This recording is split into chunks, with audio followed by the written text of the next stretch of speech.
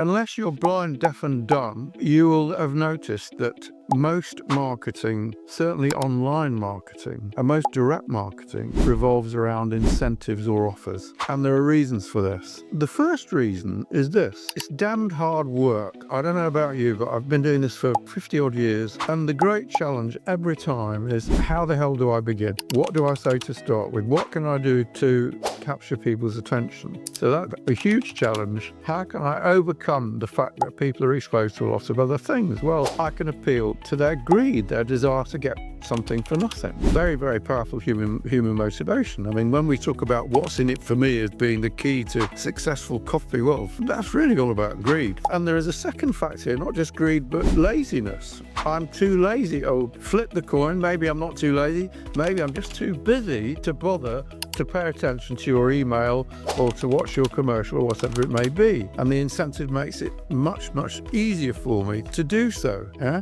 The reason that incentives work, I've actually said a number of times elsewhere. There are several reasons why they work. The first reason is that people are lazy. They are too lazy to pay attention. And it's not even that they're lazy, it's just that they're flooded with messages every day. And of course, people just like something for nothing. And it's a much easier to get people's attention by saying, I've got something for you here, rather than to start selling you whatever it is. So they're a damn good way to get people to pay attention. They're a damn good way to get people to reply. Now, here's the mistake that people often make. They will leave the incentive to the end and they'll just concentrate on, I'm giving this incentive in order to get people to reply, which you are.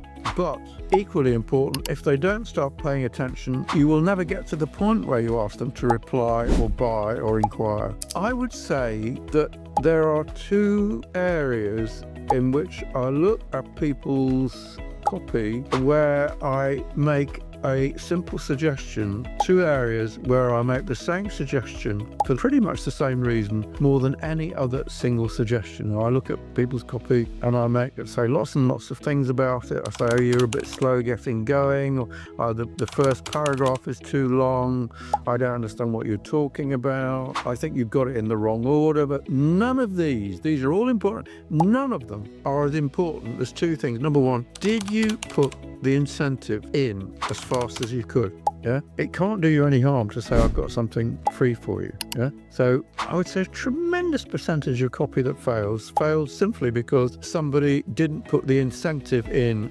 early. Of course, there are other people who don't have incentives, and there are very, very few occasions indeed where an incentive doesn't make sense. I don't know why, but I think that this rule of sticking the incentive up front is ignored in emails more than most. I would actually say that the copy in most emails is pretty rubbish anyhow, but that's one area where people fail. So remember, get that incentive up front. It's a powerful motivator. It's there to get people to pay attention, to read, and to keep reading.